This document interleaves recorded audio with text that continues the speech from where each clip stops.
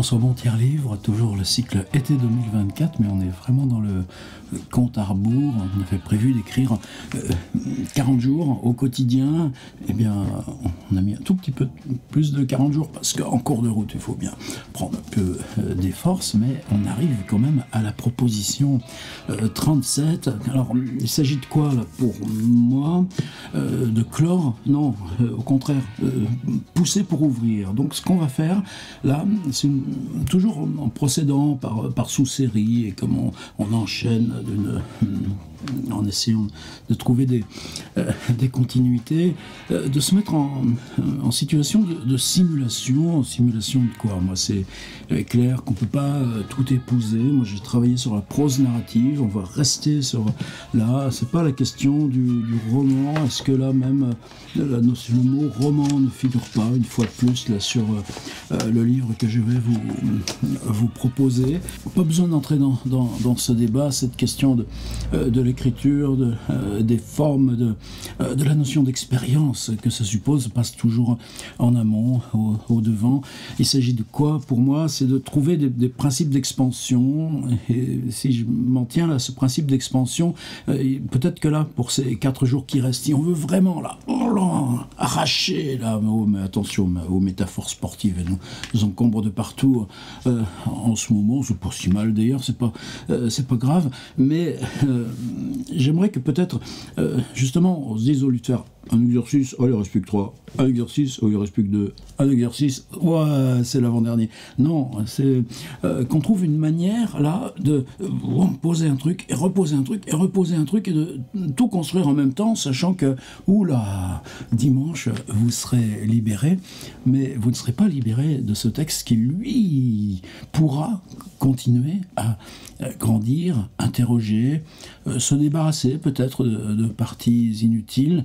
Et là, je pense qu'on va trouver ensemble une autre manière de continuer à travailler.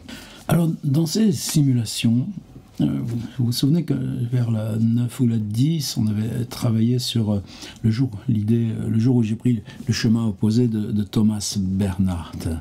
Et ça a été à chaque fois, on a du plaisir dans ce travail, mais il y a certaines propositions là, qui touchent quelque chose de plus singulier. Et puis, les textes gagnent en intensité. Donc, pour moi, il y avait cette idée de revenir un petit peu là, vers les écrivains autrichiens. On n'a pas été voir non plus du côté de Sebald, mais je pense qu'à la rentrée, là, sur ces thèmes éco-poétiques, Sebald on viendra affirmer notre proximité. Christoph Ransmayr, c'est pas la génération de Thomas Bernhardt ou Peter Hanke, même si c'est pas un nombre énorme d'années qui nous sépare. Ransmayr, il est de 1954, ça veut dire qu'en gros il a mon âge, des parcours de vie évidemment différents. Je pense que lui, dès ses études, il y a déjà la tentation via la presse, via les revues, d'écrire de façon non littéraire, mais de s'implanter déjà dans un boulot avec la table à écrire.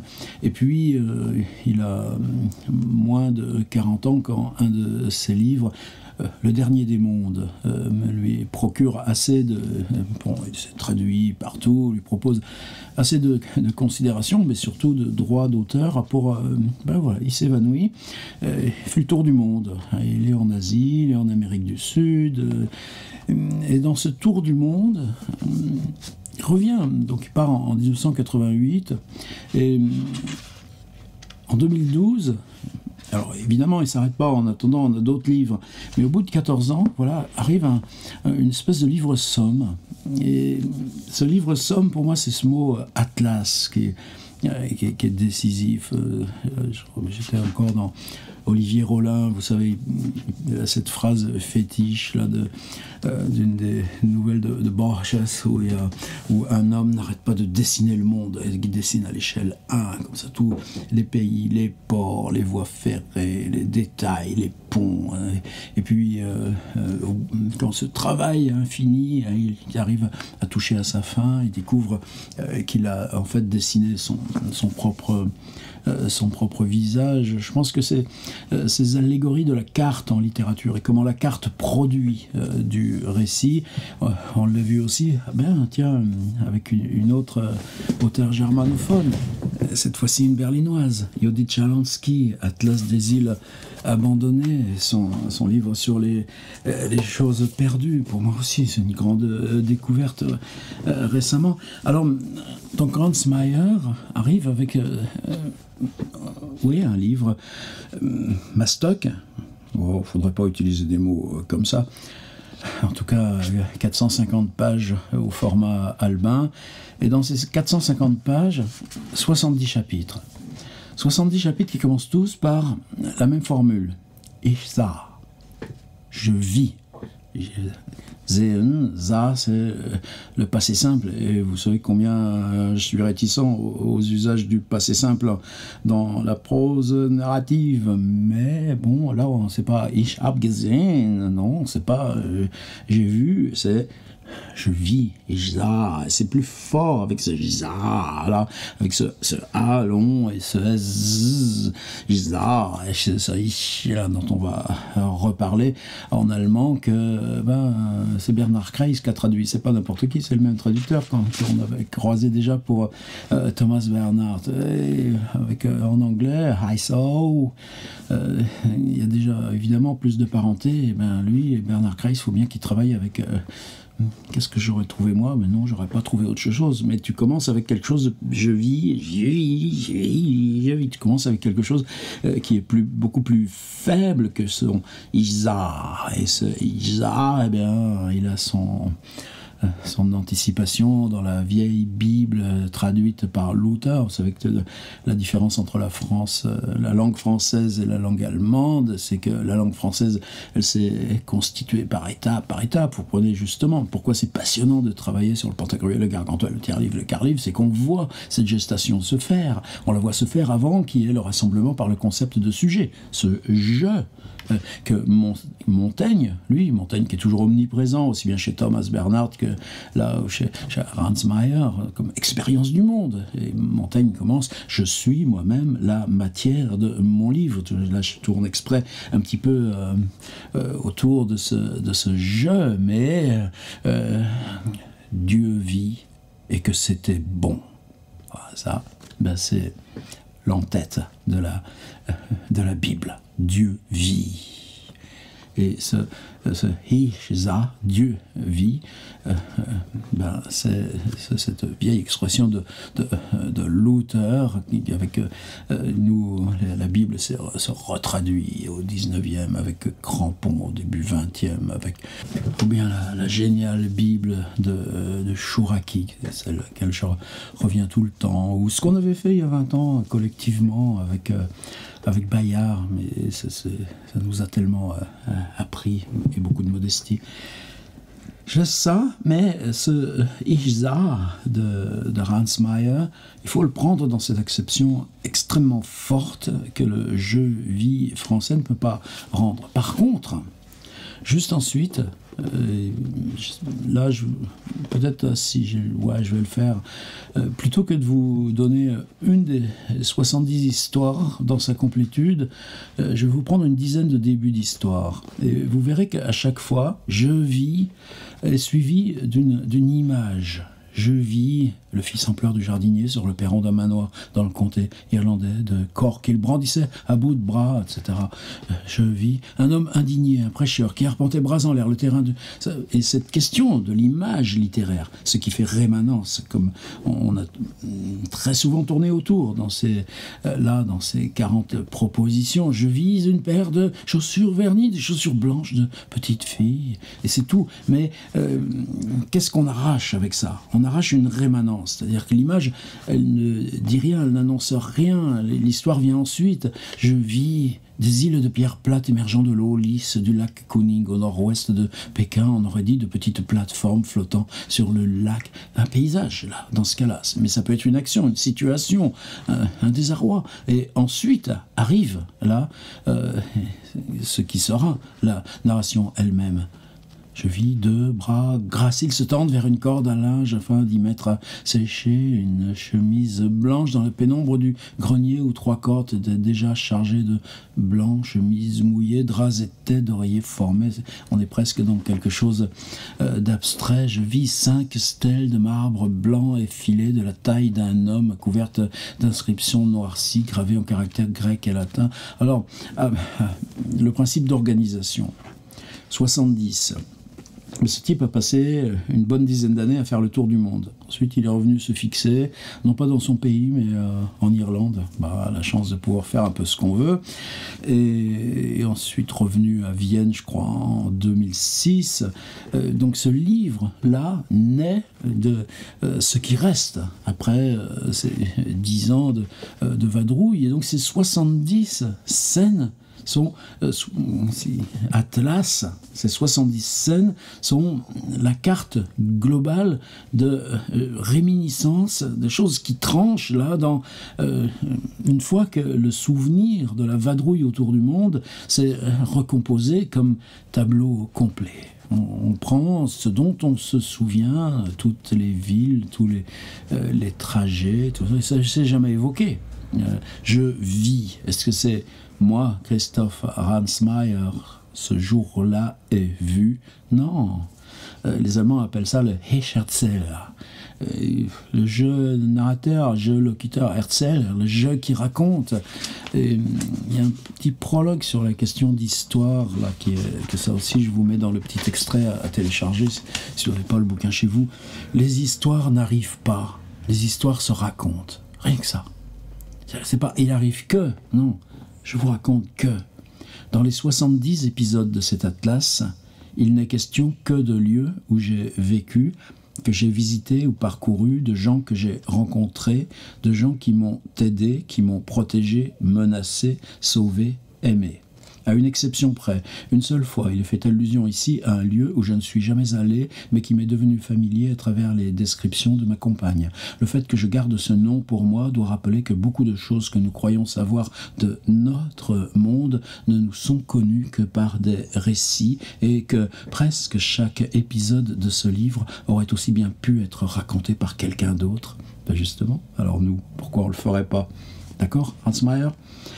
Que chaque épisode de ce livre aurait aussi bien pu être raconté par quelqu'un d'autre, qui, comme moi, se serait aventuré au dehors, au loin, voire seulement tout à côté, et là, au plus près de l'étranger.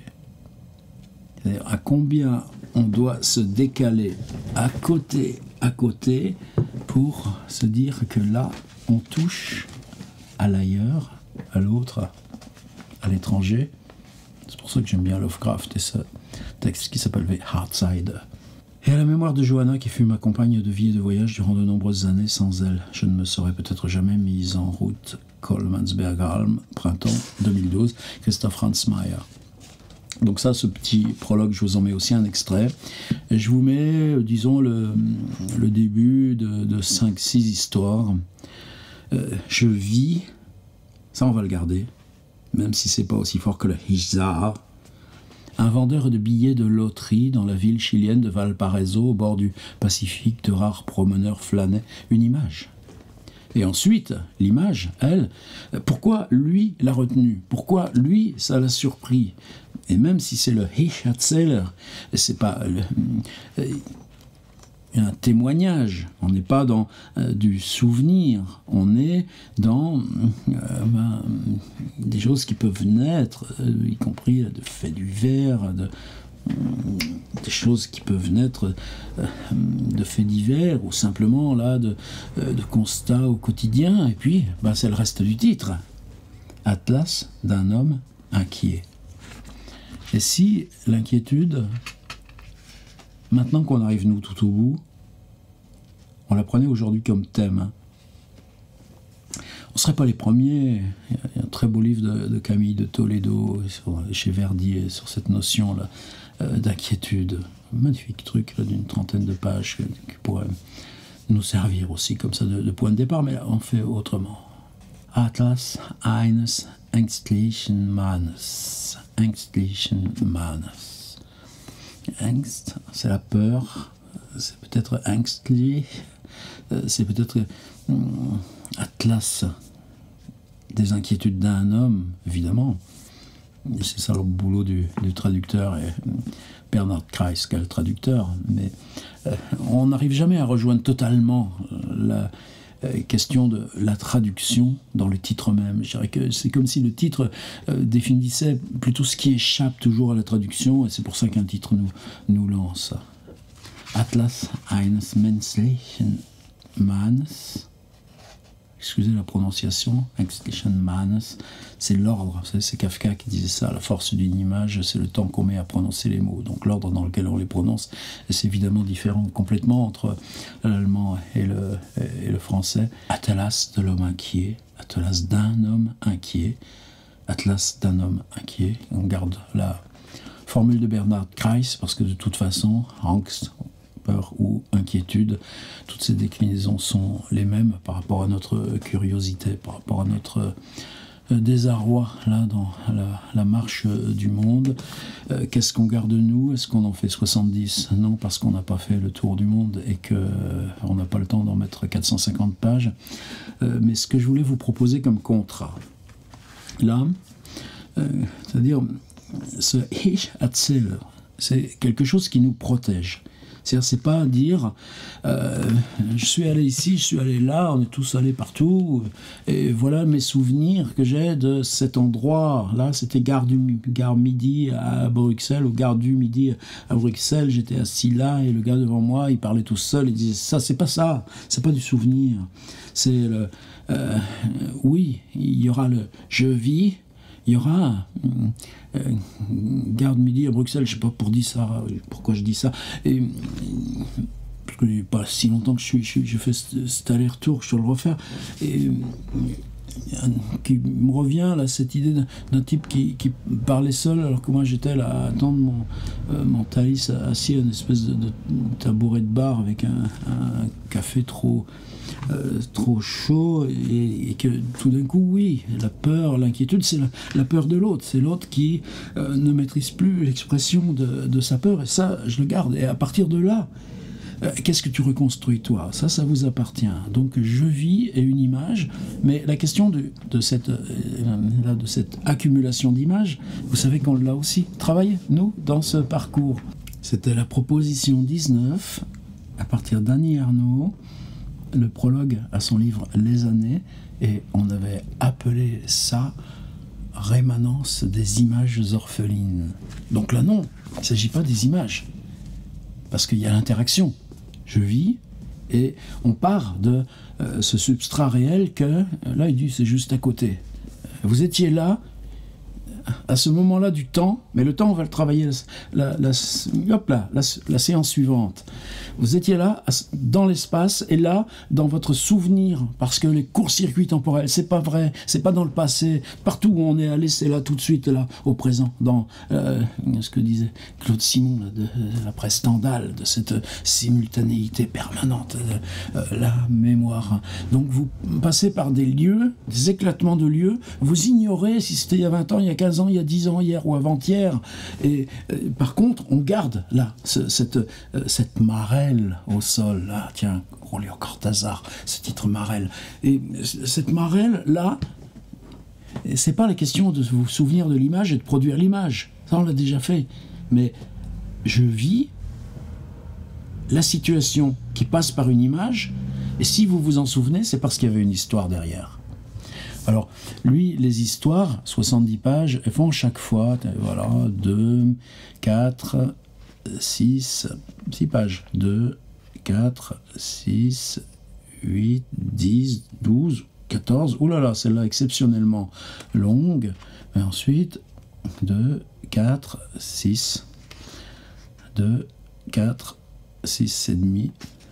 2, 4, 6... Vous voyez, on est toujours à peu près dans le même format qui doit faire environ 10 000 signes à peu près. Moi, c'est pas là-dedans que je voudrais vous emmener. Je voudrais simplement dire que par rapport à cette proposition en 19 d'Annie Ernaux, rémanence des images orphelines, là, non, ces images, on va les chercher. On va les chercher parce qu'on se souvient de où on était, qu'est-ce qu'on faisait. Et c'est pas forcément loin, c'est pas forcément, c'est pas exotique, c'est pas lié au tour du monde, mais c'est lié à là, à tel endroit, je vis, et quelle histoire? Ben vous le savez, la bribe d'histoire. Et ça, vous pouvez l'ébaucher. Alors, en imaginant que vous le fassiez 3 fois, parce que là, on a 4 jours qui nous restent, eh bien, mettez les 3 ébauches, mais demain, vous en rajoutez une. Et demain, il faudra faire la suivante. Là, on est à la 37, demain, il faudra faire la 38. Eh bien, demain, il s'agira d'aborder la 38. Ouais, mais on rajoutera un « je vis » et une bribe d'histoire à la 37. De toute façon, maintenant, on travaille pour vous. Et puis, les questions de synthèse là, des textes, ça, on se posera les questions la semaine prochaine. Parce qu'on a fait un incroyable voyage. Et puis, après-demain, eh bien, on en sera à la 39. Eh bien, vous ferez la 39 et vous rajouterez une histoire de plus à la 37. Ça veut dire que de 3, on sera passé à 5. Et puis, vous rajouterez aussi un passage à celle qu'on fera demain, à la 38. Eh bien, elle va croître aussi. Et puis, voilà, ça veut dire qu'ensuite, vous pouvez même continuer d'écrire ce qui est aujourd'hui ma proposition pour la 37. Hans Meyer, Atlas d'un homme inquiet. Je vis, image, histoire, image, et l'histoire qui naît de l'image. Par ce Richard Seller, qui n'est pas forcément du tout un protagoniste de l'histoire. Il n'y a rien d'autobiographique là-dedans, sinon ce qui nous met dans ce tout petit prologue que dans les 70, il y en a une qui n'est pas une image personnelle, mais qui est une image rapportée, et on ne saura jamais laquelle. Et puis, on aura la 40 pour faire un large coda, mais on n'en aura pas fini pour autant ensemble. Voilà, ma proposition aujourd'hui. Ce mot inquiet, ouais, on va le partager. Et si on est 50 à écrire 3 histoires de nos inquiétudes, ça nous fera 150 lieux de l'inquiétude, 150 images de l'inquiétude. Je me pose toujours la question, et ça aussi on pourra se voir ça la semaine prochaine, quelle trace imprimée on peut faire de notre travail. Là je pense que ça s'y prêterait complètement. Lui nous propose 70 je vis avec images et histoire qui naît. Dans ces espèces de triptyques qui sont là, si chacun commence par 3 et va jusqu'à 5, et qu'on est 50, on peut avoir 250 je vis, images et histoire latente ici. Et on s'en est pas débarrassé de cette histoire. Et pourquoi on s'en est pas débarrassé? Parce que c'est une histoire liée à notre inquiétude. On ne peut pas se représenter à soi-même sa peur. Par contre, on peut entrer là dans ce qui nous permet de nous expliquer intérieurement avec nos peurs et nos inquiétudes. Ängstliches Mannes, plus fort que d'un homme inquiet. On peut s'en expliquer via ce qui s'est passé réellement dans le monde. Et ce qui s'est passé réellement dans le monde, ça s'écrit tout seul? Non, ça s'écrit pas. C'est nous qui l'écrivons. Et c'est pour ça que c'est fiction. Et c'est pour ça que c'est littérature. Le travail même d'écrire. Allez, au boulot. Je suis sacrément heureux qu'on arrive à des niveaux comme ça. J'aurais jamais prévu ça. On l'a jamais fait ensemble depuis tout le temps là, que je fais des ateliers en ligne.